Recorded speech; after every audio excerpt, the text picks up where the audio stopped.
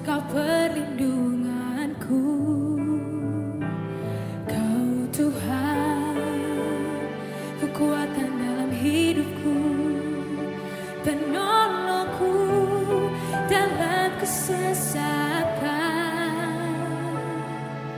Kau gunung batuku dan pertahananku, Yesus, Kau kemenanganku. Mari sama-sama kita ucapkan Mazmur 91. Dalam lindungan Allah. Orang yang duduk dalam lindungan yang maha tinggi dan bermalam dalam naungan yang maha kuasa akan berkata kepada Tuhan, tempat perlindunganku dan kubu pertahananku, Allahku yang kupercayai. Sungguh, dialah yang akan melepaskan engkau dari jerat penangkap burung, dari penyakit sampar yang busuk. Dengan kepaknya ia akan melindungi engkau. Di bawah sayapnya engkau akan berlindung. Kesetiaannya ialah perisai dan pagar tembok. Engkau tak usah takut terhadap kedahsyatan malam, terhadap panah yang terbang di waktu siang, terhadap penyakit sampar yang berjalan di dalam gelap, terhadap penyakit menular yang mengamuk di waktu petang. Walau 1.000 orang rebah di sisimu dan 10.000 di sebelah kananmu, tetapi itu tidak akan menimpamu. Engkau hanya menontonnya dengan matamu sendiri dan melihat pembalasan terhadap orang-orang fasik. Sebab Tuhan ialah tempat perlindunganmu, yang maha tinggi telah kau buat tempat perteduhanmu. Malapetaka tidak akan menimpa kamu, dan tulah tidak akan mendekat kepada kemahmu. Sebab malaikat-malaikatnya akan diperintahkannya kepadamu untuk menjaga engkau di segala jalanmu. Mereka akan menata engkau di atas tangannya, supaya kakimu jangan terantuk kepada batu. Singa dan ular tedung akan kau langkahi. Engkau akan menginjak anak singa dan ular naga. Sungguh, hatinya melekat kepadaku, maka aku akan meluputkannya. Aku akan membentenginya, sebab ia mengenal namaku. Bila ia berseru kepadaku, aku akan menjawab. Aku akan menyertai dia dalam kesesakan. Aku akan meluputkannya dan memuliakannya. Dengan panjang umur akan kukenyangkan dia, dan akan kuperlihatkan kepadamu keselamatan daripadaku. Amin. Betapa baiknya Kau, Tuhan, nyata dalam hidupku. Ku angkat hatiku menyembah-Mu, ku naikkan sembah syukurku. Ku bersyukur padamu, Bapa, buat semua kebaikan-Mu. Ku naikkan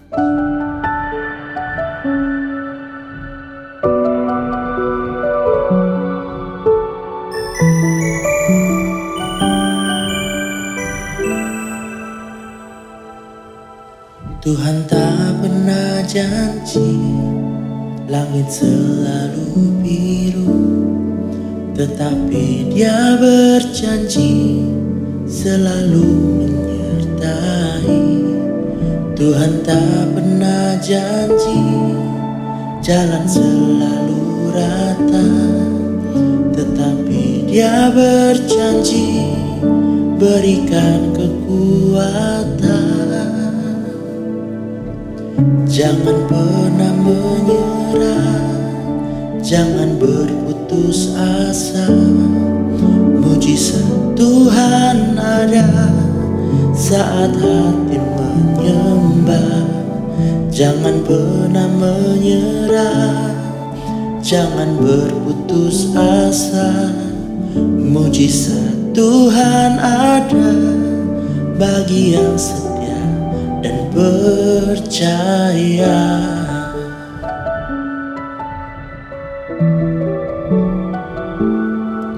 Tuhan tak pernah janji langit selalu biru, tetapi Dia berjanji selalu menyertai.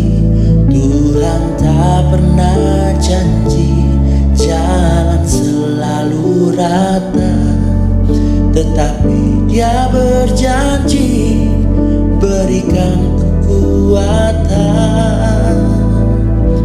Jangan pernah menyerah, jangan berputus asa.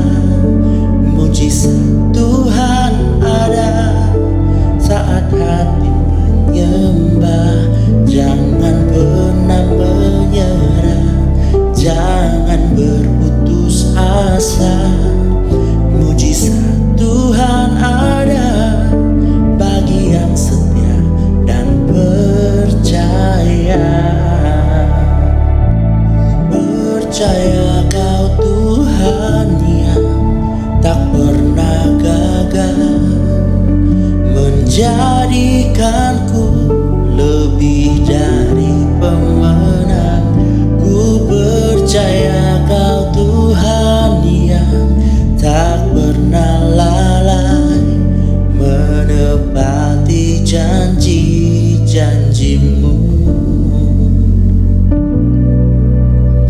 Mari sama-sama kita mau katakan dengan iman, Engkau yang lebih tahu cara untuk membuka jalanku. Engkau yang lebih mengerti cara untuk menolong hidupku. Ku percaya Kau Tuhan yang tak pernah gagal, menjadikanku lebih dari pemenang. Ku percaya Kau Tuhan yang tak pernah lalai, menepati janji-janji-Mu.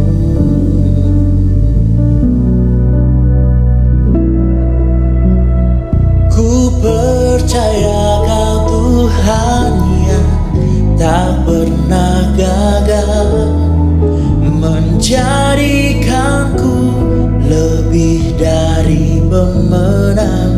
Ku percaya Kau Tuhan yang tak pernah lalai, menepati janji-janji-Mu. Janji-Mu seperti fajar pagi hari, dan tiada pernah terlambat bersinar. Cinta-Mu seperti sungai yang mengalir, dan ku tahu betapa dalam kasih-Mu. Janji-Mu seperti fajar pagi hari, dan tiada pernah terlambat bersinar. Cinta-Mu seperti sungai yang mengalir, dan ku tahu betapa dalam janji-Mu seperti fajar pagi hari, yang tiada pernah terlambat bersinar. Cinta-Mu seperti sungai yang mengalir, dan ku tahu betapa dalam kasih-Mu,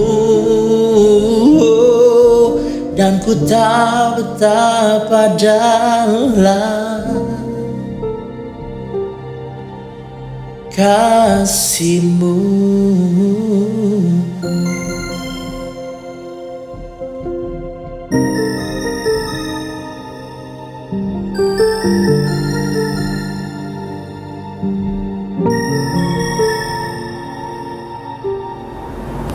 Shalom, senang sekali jumpa lagi dengan saudara sekalian jemaat GBI Wow ya.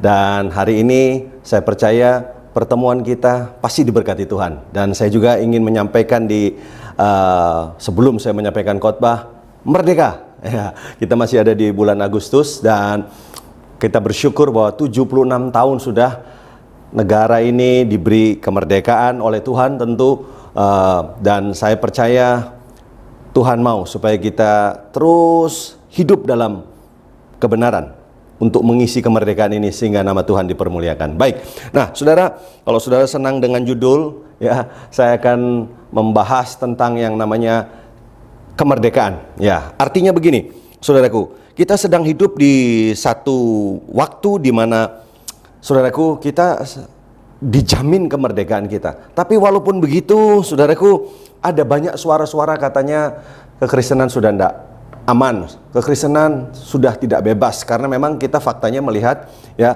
masih ada gereja-gereja yang dipersulit, ya izin-izin gereja yang tidak diberikan, saudaraku, atau ngalami yang namanya diresolusi, ya katanya merdeka, saudaraku. Tapi begini, kalaupun memang betul seperti itu, saudaraku, bahwa gereja itu izinnya dipersulit atau tidak diberi oleh lingkungan sekitar, saya cuma mau bilang begini, belajar sejarah.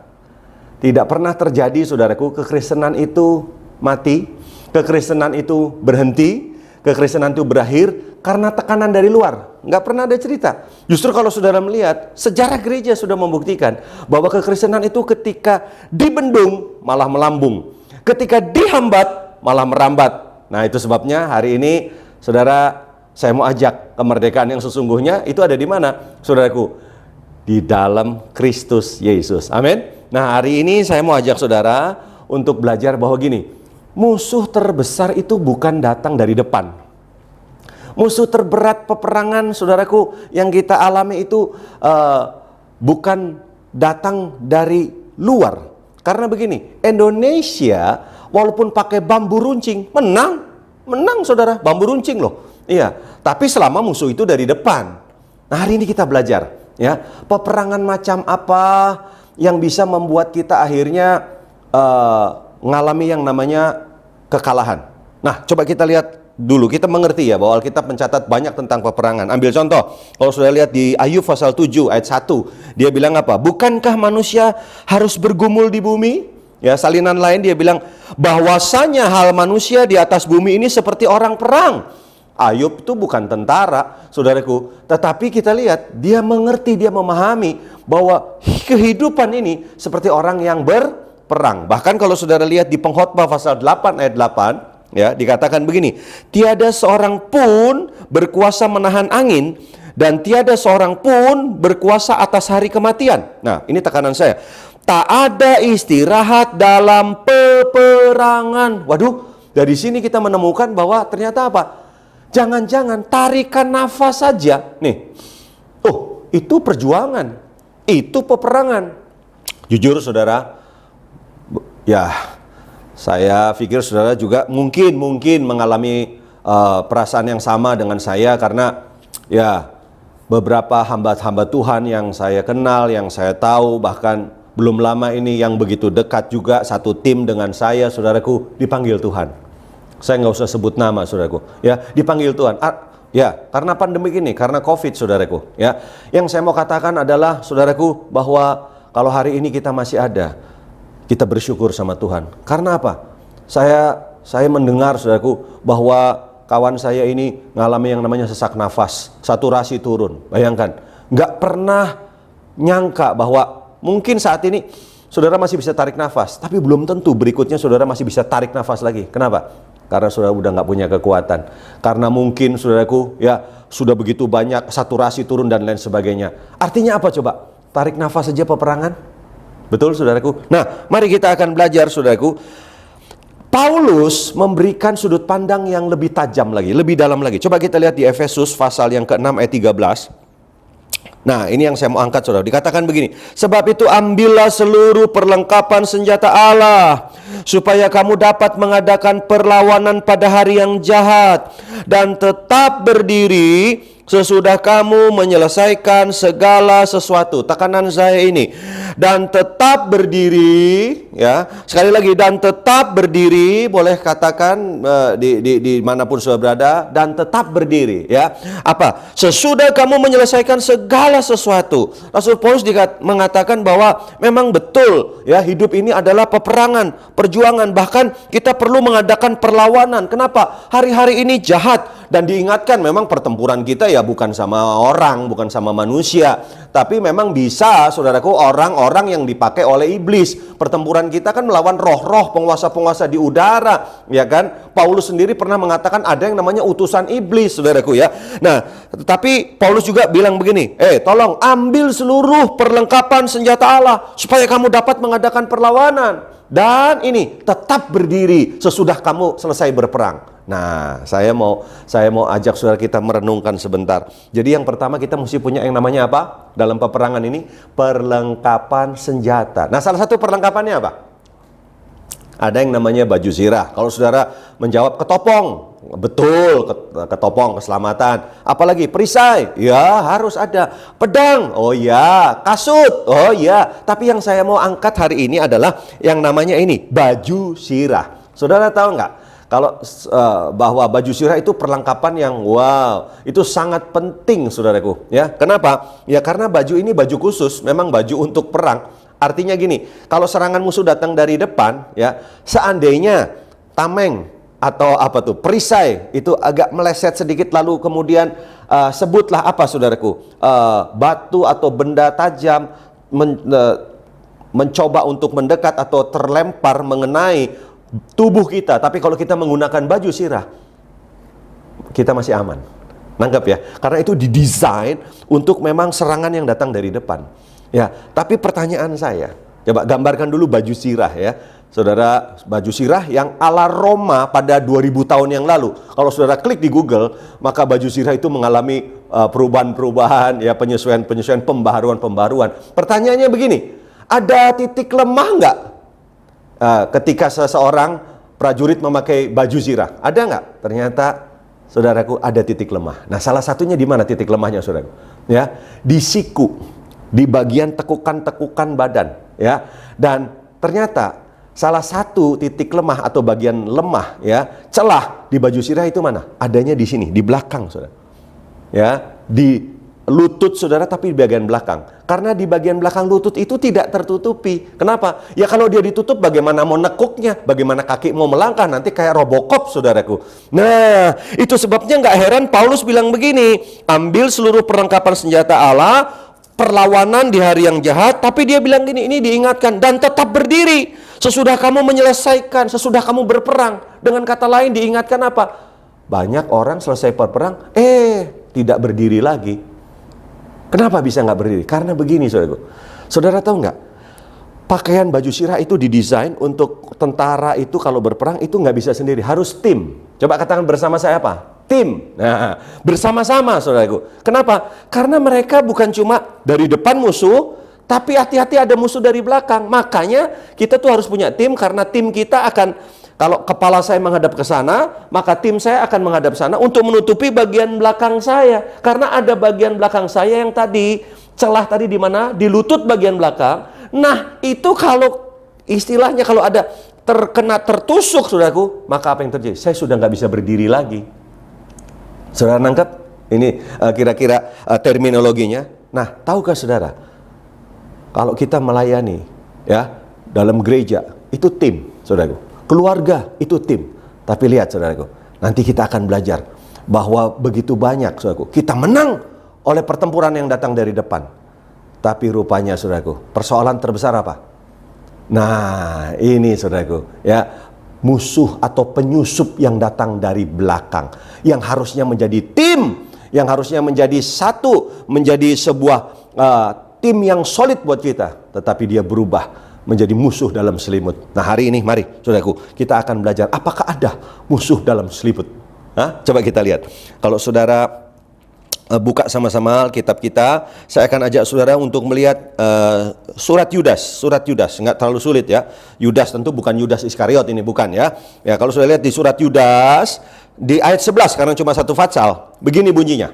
Ya, dikatakan begini. Celakalah mereka karena mereka mengikuti jalan yang ditempuh Kain, dan karena mereka oleh sebab upah menceburkan diri ke dalam kesesatan Bileam, dan mereka binasa karena kedurhakaan seperti apa? Korah. Ada 3 nama yang ditulis oleh Yudas, saudaraku, ya, untuk menjadi peringatan bagi gereja, bagi anak-anak Tuhan, bagi komunitas anak-anak rohani pada waktu itu, saudara. Dikatakan hati-hati, saudaraku, dengan 3 nama ini. Padahal ini nama-nama yang sudah tidak ada, nama-nama yang orangnya sudah nggak ada, dan nama-nama yang ada di perjanjian lama, saudaraku. Tapi kenapa diangkat lagi? Ada beberapa nama sih yang diangkat-angkat lagi oleh perjanjian baru. Contohnya siapa? Isabel, ya kan? Ya, dan termasuk ini Kain, Bileam, dan Korah. Nah, hari ini kita akan belajar, saudaraku, hati-hati dengan 3 ini yang saya boleh bilang musuh dalam selimut. Nah, ya, kalau saudara baca di dalam ayat 12, tadi kan ayat 11, ya, mereka ini adalah noda dalam perjamuan kasihmu. Wih, noda loh. Coba katakan bersama saya, noda. Hati-hati, ya. Noda baju bisa pakai rinso, hilang, saudaraku, ya.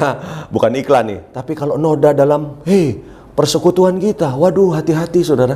Ya, saya berdoa supaya di dalam rumah tangga saudara tidak ada noda, ya, di dalam persekutuan saudara, di dalam komunitas saudara, dalam gereja saudara, nggak ada noda, nggak ada musuh dalam selimut, saudaraku, ya. Mari kita akan belajar sama-sama. Ada 3. Apakah, coba kita lihat, apakah betul mereka ini orang dekat? Apakah betul mereka ini musuh dalam selimut? Coba mari kita lihat, ya. Kalau saudara lihat, celakalah mereka karena mereka mengikuti jalan yang ditempuh Kain. Yuk kita belajar dari Kain. Apa yang kita bisa belajar dari Kain? Tahu kan cerita Kain, ya? Spirit Kain itu spirit apa? Ya tentu kita mesti baca Alkitab. Kalau saudara lihat di dalam Kejadian pasal 4 ayat yang ke-6, kita mengerti, ya. Saudaraku, dikatakan di sana, firman Tuhan kepada Kain, mengapa hatimu panas dan mukamu muram? Apakah mukamu tidak akan berseri jika engkau berbuat baik? Tetapi jika engkau tidak berbuat baik, dosa sudah mengintip di depan pintu. Ia sangat menggoda engkau, tetapi engkau harus berkuasa atasnya. Kata Kain kepada Habil adiknya, marilah kita ke padang. Ketika mereka ada di padang, tiba-tiba Kain memukul Habil adiknya itu, lalu membunuh dia. Firman Tuhan kepada Kain. Nah, berarti kan ini tekanan saya. Di mana Habil adikmu itu? Di mana Habil adikmu itu? Ternyata Habil itu siapa? Adik. Nah, si Kain itu siapa? Kokonya, kakaknya, orang dalam, orang sendiri, wong dewek, kata orang Cirebon, ya kan? Ya, tetapi dikatakan apa? Aku tidak tahu. Ini Tuhan loh yang nanya sama si Kain loh. Aku tidak tahu. Apakah aku penjaga adikku? Loh, lihat, kita belajar apa? Lihat, musuh dalam selimut yang pertama. Ya, sekali lagi, kekristenan nggak akan mati karena serangan datang dari depan, serangan yang datang, saudara, ya, dari luar. Nggak ada masalah itu. Indonesia pakai bambu runcing aja menang. Tapi musuh dalam selimut yang ada di dalam, nah ini yang kita juga mesti merdeka dari apa? Musuh yang ada di dalam, musuh yang ada di di orang dalam, saudaraku. Ingat, Kain itu kakak. Bukankah kakak adik harusnya orang dalam, orang sendiri? Tapi apa yang terjadi, saudaraku, kalau kita belajar di sini? Apa yang dilakukan Kain? Waduh, Kain panas hati, saudaraku. Karena apa? Karena dia merasa persembahan atau penyembahannya daripada adiknya lebih diterima Tuhan. Wah, ini nanti itu ada sesi tersendiri, ya, tentang pelajaran ini, bahwa kita tuh dalam hubungan dengan Tuhan tuh mesti siap diproses. Ya, kita nggak boleh iri dengan cara orang lain bersekutu dengan Tuhan. Ya, kita juga mesti menemukan bagaimana Tuhan mau tuntun kita, ya, bahwa nih loh penyembahan yang aku kehendaki, gitu loh. Ngerti nggak, saudara, ya? Tapi itu lainnya. Tapi apa yang direspon daripada Kain? Panas hati. Apa musuh dalam selimut di dalam hidup kita yang bisa menghancurkan, ya, peperangan yang kita sedang hadapi? Bahkan kita bisa menang dari musuh di luar, tapi kita juga terkapar, sudah nggak berdiri lagi. Kenapa, saudara? Musuh dari dalam. Siapa musuh dari dalam? Spirit Kain. Ya, apa itu? Panas hati. Apa itu panas hati? Problem emosi, problem emosional. Hati-hati sama emosimu. Emosimu akan membakar kehidupanmu, saudaraku, ya. Nah, kalau kita belajar di Alkitab, banyak cerita-cerita tentang emosi saudaraku yang tidak diatasi, dan kemudian saudaraku menghancurkan kehidupan kerohanian mereka. Nah, kalau kita belajar di sini saudara ya, apa yang dilakukan oleh Kain, coba kita lihat ya, problem emosi itu kalau nggak ditangani, apa yang terjadi saudaraku? Lihat, dia bunuh adiknya. Orang dalam, orang yang seharusnya dilindungi, dibunuh. Ya, satu kandungan saudaraku. Ya, memang kalau orang udah emosi saudaraku, ya nggak pakai istri, nggak pakai suami, ya nggak pakai satu pelayanan, nggak peduli itu pemimpin, pendeta. Aduh, saudara, pokoknya kalau udah emosi, mau apa? Kamu belum tahu siapa saya. Wah, apalagi emosi, duitnya banyak. Cepat masuk neraka ya. Oke. Nah, saudara, nanti kita akan belajar di sini bahwa bagaimana saudaraku problem emosi kalau nggak diatasi. Lihat, adik sendiri bunuh. Hati-hati dengan problem emosi. Problem emosi kalau diteruskan akan jadi apa namanya? Kepahitan. Kepahitan akan melahirkan pembunuhan. Itu udah jelas, sudah pasti saudaraku. Ya, berapa banyak jujur? Mungkin saudara berkata begini, oh saya mah nggak bunuh orang pak, saya mah nggak, saya mana ada orang yang, ya mungkin kau tidak bunuh orang pakai tanganmu, pakai pedang, tapi kau bunuh orang pakai pikiranmu. Iya, jadi pikiranmu kalau difilmkan bisa diproyeksikan di apa namanya, bisa dikeluarkan sebagai film, kelihatan tuh. Kita ngobrol sama seseorang yang kita nggak suka, sebenarnya kita udah, mungkin kalau itu dituangkan di film, saudara udah tusuk matanya, saudara udah tusuk kupingnya, saudara udah tusuk kepalanya. Lihat, itu di hadapan Tuhan tuh. Makanya, lihat saudaraku, perjanjian baru beda sama perjanjian lama. Berzinah di perjanjian lama itu apa? Saudara seks, coitus intercourse dengan seseorang lawan jenis yang bukan pasangan, ya, itu saudara berzinah. Tapi perjanjian baru, saudara melihat saja, lalu saudara menginginkan, loh, lihat, menginginkan itu di sini. Tapi di mata Tuhan sudah terjadi tuh film, gitu, saudara. Oh, saya nggak buat kok. Oh, iya. Berarti kalau pikiranmu melakukannya, kau sudah berdosa di hadapan Tuhan. Ngeri kan? Makanya hati-hati dengan yang namanya apa, saudaraku? Ya, dengan yang namanya problem emosi. Nah, kita lihat kalau saudara lihat terus, maka apa? Problem emosi di sini, Tuhan pun dilawan. Ingat Tuhan berkata kepada Kain, di mana adikmu? Apakah aku penjaga adikku? Aku nggak tahu. Lihat, kasar kan? Udah deh, nggak ada orang punya problem emosi itu rohani, nggak ada. Kalau saudara lihat ada orang emosinya yang gila gitu ya, yang ngomong teriak-teriak, saudaraku nggak bisa dinasehatin. Saya pernah lihat ada orang dinasehatin tantrum, loncat-loncat. Apalagi kalau sudah punya keinginan, nggak bisa. Wah, dia serang siapapun, pokoknya demi keinginannya. Itu kan problem emosi, nggak bisa dinasehatin. Saudaraku, orang yang begini pasti tidak rohani, pasti nggak rohani. Tapi bahasa roh, jangan-jangan palsu. Nggak mungkin. Ini orang punya problem rohani, saudaraku. Lihat, Tuhan pun dilawan. Jadi jangan bilang begini loh, oh itu kelemahan saya. Makanya cepat diberesin, cepat diselesaikan. Kalau engkau nggak lepas dari problem emosimu, engkau nggak akan bertumbuh secara kerohanian. Ya, kiranya Roh Kudus tolong kita. Artinya itu musuh dari dalam, ya. Dan kalau saudara lihat terus apa yang terjadi, Kain menjadi pengembara. Ada tuduhan, darah Habil selalu berteriak. Makanya ya, problem emosi itu ya mesti dibereskan. Makanya masa lalu itu jangan dikubur, jangan dilupakan, apalagi minum Panadol. Saudara lihat Wahyu, dia bilang apa? Kitab Wahyu, di mana kamu jatuh, di situ kamu harus bangkit lagi, ya. Di mana kita jatuh, di problem emosi apa? Saat kapan? Beresin, dibereskan. Jangan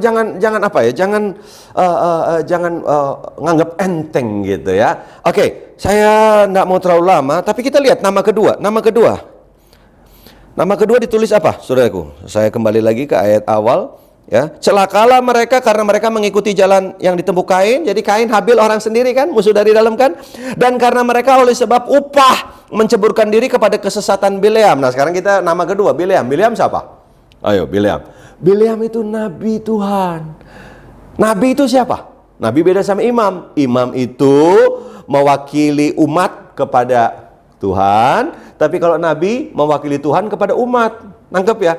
Berarti nabi, Bileam itu nabi. Artinya apa? Bileam itu sebenarnya orang dalamnya Tuhan. Ngerti ya? Seolah-olah alatnya Tuhan untuk menyampaikan hati Tuhan yang disampaikan kepada umat, kepada manusia gitu, ya. harus punya integritas, nggak boleh ditambah-tambah, nggak boleh dikurang.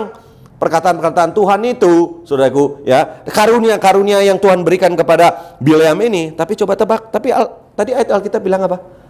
Jadi kita lihat, ini musuh dalam selimut yang kedua, musuh dari dalam yang bisa bikin kita nggak berdiri lagi. Hati-hati loh, saudara. Apa itu? Bileam itu kan berarti kan orang dalam. Nah, apa masalahnya Bileam? Ini, meyocena, upah, hati-hati, duit, ya, popularitas.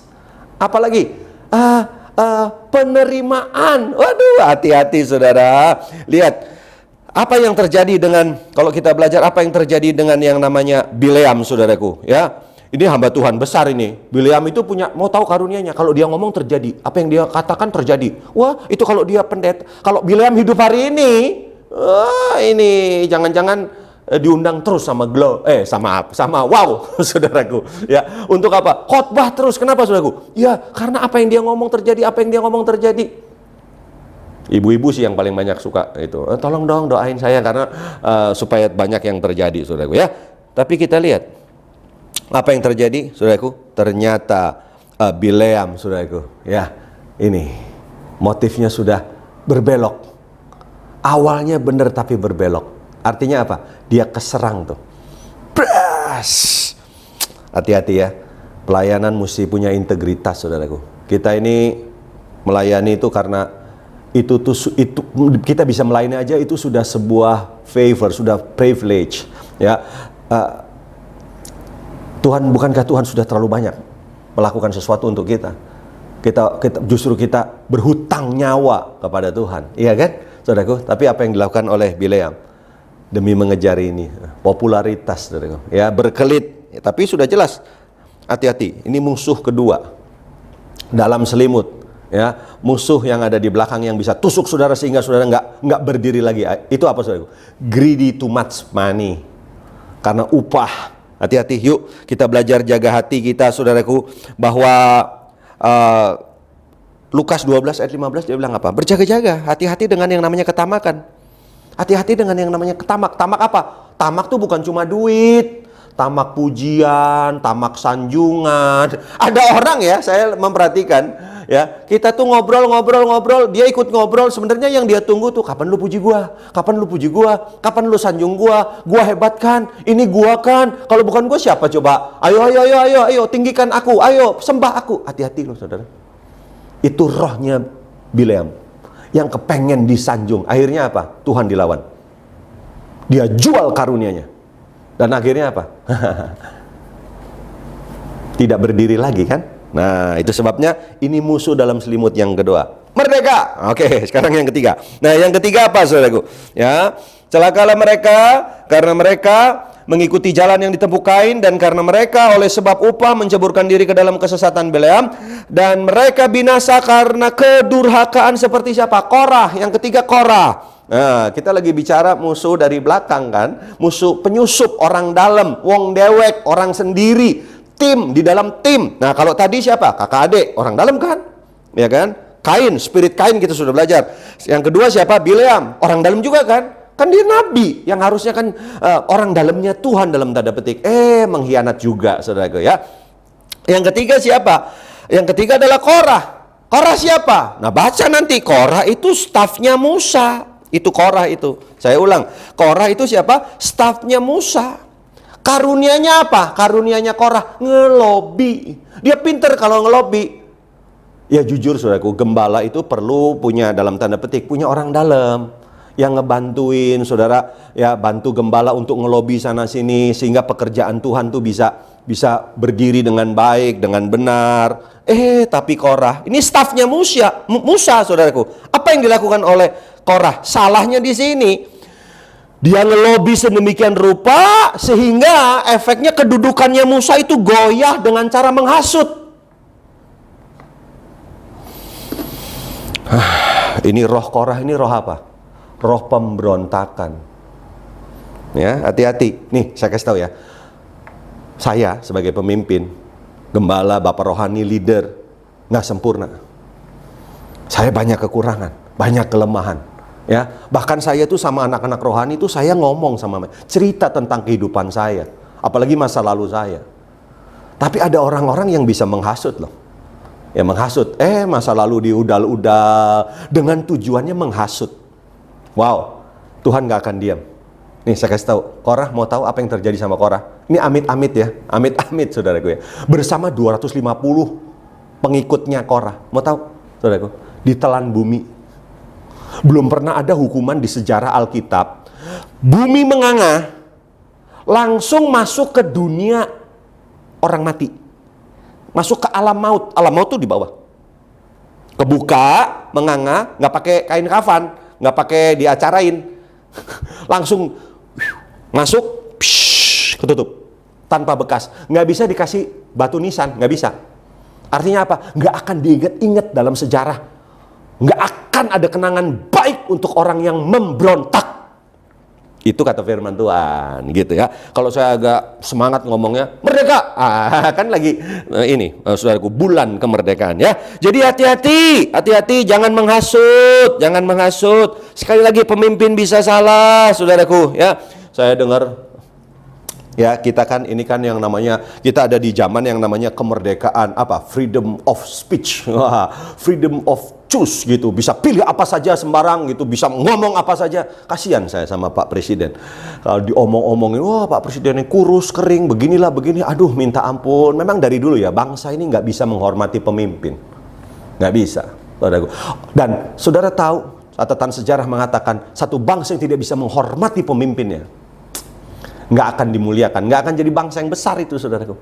Ya, kita mesti belajar ya bahwa bukan apa yang, jangan tanya apa yang bisa diberikan oleh negara atau pemimpinmu, tapi apa yang bisa diberikan oleh kamu. Gitu. Nah, kita mesti belajar, saudaraku ya. Ya, presiden diomong-omongin, saudaraku. Ini spirit pemberontak namanya. Nah, hari ini saya mau ajak saudara, yuk merdeka. Mau? Bukan cuma musuh dari depan, hati-hati sama yang dari belakang. Nah, seharusnya orang dalam tuh ya kompak. Harusnya orang dalam tuh membackup, nolong. Ya, Korah ini staf orang dalam. Nah, bagaimana dengan keluarga? Ayo suami istri, ya. Ingat pasanganmu, engkau bukan lagi dua tapi satu. Ayo saling backup dong. Saya belum lama lagi melayani, ada keluarga-keluarga yang saya layani, saudaraku, ya. Gini loh. Bagaimana kalau family, keluarga, pernikahan itu dicetak Tuhan bukan sekedar untuk procreation, bukan cuma untuk senang-senang, happy-happy, saudaraku. Bagaimana kalau itu sebuah pembentukan?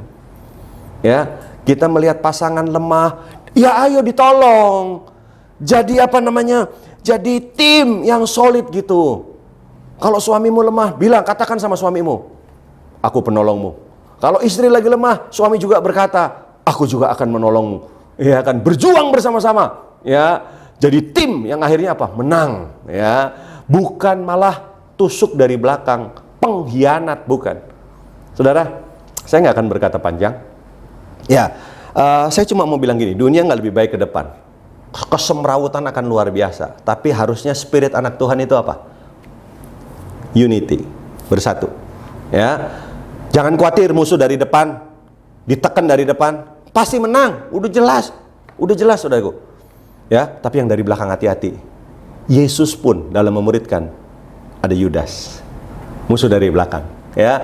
Tapi bagaimana supaya kita tetap kuat, ya? Mari, saudaraku, bangun dirimu terus dalam kesatuan, ya. Senang bisa melayani saudara. Saya berdoa supaya sungguh GBI Wow terus bertumbuh dalam kebenaran, bertumbuh dalam kesatuan, bertumbuh dalam kekompakan, ya, sampai rancangan Tuhan tuntas. Apa yang Tuhan sudah percayakan kepada gereja Anda untuk jadi berkat bagi banyak orang, nama Tuhan dipermuliakan. Ya, saya selesai. Mari kita tunduk kepala, kita berdoa. Bapa di sorga, terima kasih Tuhan, kami diizinkan merdeka 76 tahun. Dan kami tahu Tuhan, masalah terbesar kami bukan peperangan yang datang dari depan. Bukan, karena bambu runcing pun bisa memenangkan pertempuran. Karena kami tahu kemenangan juga datang dari Tuhan. Tapi kami diminta waspada. Ada musuh yang datang dari belakang. Ada musuh dalam selimut yang harusnya kompak, yang harusnya membantu, menolong, yang harusnya jadi tim yang solid, tapi berubah. Karena apa? Karena ada panas hati, karena ada yang namanya problem emosi. Ampuni kami, tolong kami, sembuhkan kami Tuhan dari problem emosi. Musuh kedua harusnya menjadi tim dari suara Tuhan, menyampaikan kebenaran, tapi tiba-tiba menjadi pemberontak. Kebenaran dibelokkan, kebenaran diperjualbelikan, kebenaran ditransaksikan demi uang. Tolong kami Roh Kudus, tolong kami supaya kami benar-benar merdeka. Tuhan, kami juga mau menang dari spirit yang namanya spirit Korah, Tuhan, yaitu spirit pemberontakan, spirit yang menghasut, kata-kata yang licik, kata-kata yang jahat. Orang-orang diperdaya sedemikian rupa untuk membuat kepemimpinan itu jatuh. Tapi kami mau menang, kami mau tunduk sama otoritas di atas yang Tuhan sudah persiapkan bagi kami. Karena satu kali kami juga akan menjadi otoritas kepada orang-orang yang ada, yang Tuhan percayakan untuk kami layani. Itu sebabnya Tuhan, mari berkati GBI Wow, nama Tuhan dipermuliakan. Terima kasih ya Tuhan, kami sudah mendengar firman-Mu, kami terima kebaikan-Mu, pertolongan-Mu, pemulihan dari Tuhan, di dalam dan demi nama Yesus Kristus. Amin. Tuhan Yesus memberkati. Bapa kami di dalam nama Tuhan Yesus Kristus, terima kasih Tuhan. Pagi hari ini Tuhan, kami mengucap syukur kalau kami boleh mendengarkan firman-Mu Tuhan. Biarlah firman-Mu ini boleh menjadi kekuatan dan remah buat kehidupan kami. Berkati hamba-Mu yang sudah menyampaikan kebenaran firman. Berkati dengan kesehatan dalam lindungan Tuhan kemanapun hamba ini berada Tuhan. Terima kasih Bapa. Kami berdoa juga saat ini untuk pemimpin rohani kami, Bapak Insinyur Niko Notoraharjo beserta keempat wakilnya. Tuhan berkati keluarga besarnya, Tuhan berkati setiap usaha pekerjaan mereka, selalu dalam lindungan-Mu ya Tuhan. Berkati juga dengan hikmat Tuhan untuk membawa gereja ini Tuhan, khususnya gereja GBI ya Tuhan, dimanapun berada. Terima kasih Tuhan. Kami juga berdoa saat ini, berdoa untuk bangsa negara kami Indonesia. Tuhan berkati Presiden kami Bapak Joko Widodo bersama dengan wakilnya dan semua Tuhan jajaran yang ada Tuhan. Berkati dengan kesehatan, hikmat yang dari Tuhan turun atas setiap hamba-Mu, mereka semua Tuhan yang ada di dalam pemerintahan ini Tuhan. Biar setiap keputusan yang diambil boleh mendatangkan kebaikan dan kesejahteraan untuk bangsa kami. Terima kasih Tuhan. Kami juga berdoa untuk GBI Wow Tuhan, untuk pengerja-pengerja di GBI Wow, Tuhan memberkati. Setiap usaha pekerjaan mereka juga Tuhan yang akan memberkati. Berkati setiap jemaat-jemaat-Mu yang sudah mendengarkan firman pagi hari ini, dimanapun mereka berada Tuhan. Tuhan juga tolong mereka, apapun masalah, apapun ya Tuhan yang sedang mereka hadapi, Tuhan Kau bersama-sama dengan mereka. Setiap yang sakit Tuhan boleh sembuhkan. Mereka yang berbeban berat Tuhan berikan kelegaan dan jalan keluar.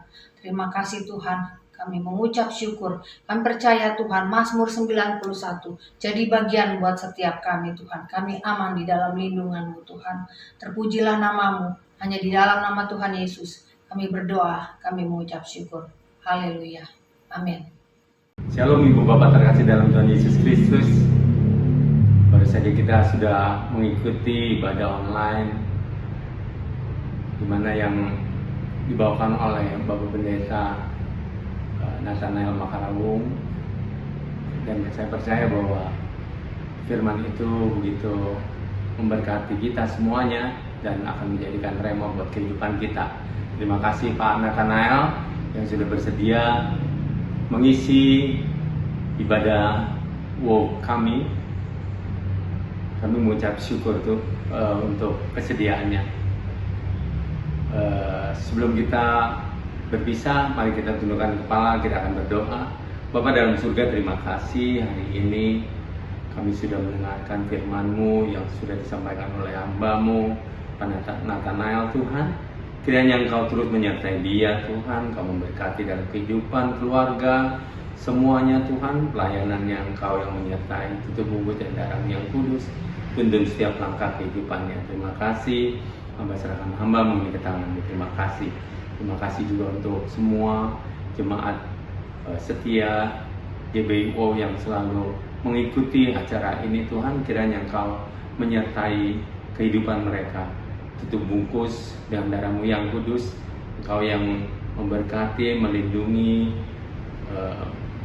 menuntun dan memimpin setiap langkah hidup kami semua. Terima kasih juga teman-teman yang pelayanan juga saya serahkan ke tangan Tuhan Yesus. Kiranya Engkau menyertai kami, selalu ikatkan dengan tali kasih-Mu, damai sejahtera-Mu, sukacita-Mu, kekuatan, kesehatan menyertai kami semua. Terima kasih Tuhan. Sebelum kami berpisah satu dengan yang lainnya, kami rindu untuk menerima berkat yang daripada Engkau. Mari kita mengangkat tangan, kita arahkan hati dan pikiran kita untuk menerima berkat dari Tuhan. Damai sejahtera sukacita dari Allah Bapa, kasih karunia dari anak yang tunggal Tuhan Yesus Kristus, penyertaan yang manis dari Roh Kudus menyertai kita sekarang sampai selama-lamanya. Yang percaya kita sudah menerima berkat ini, sama-sama katakan amin.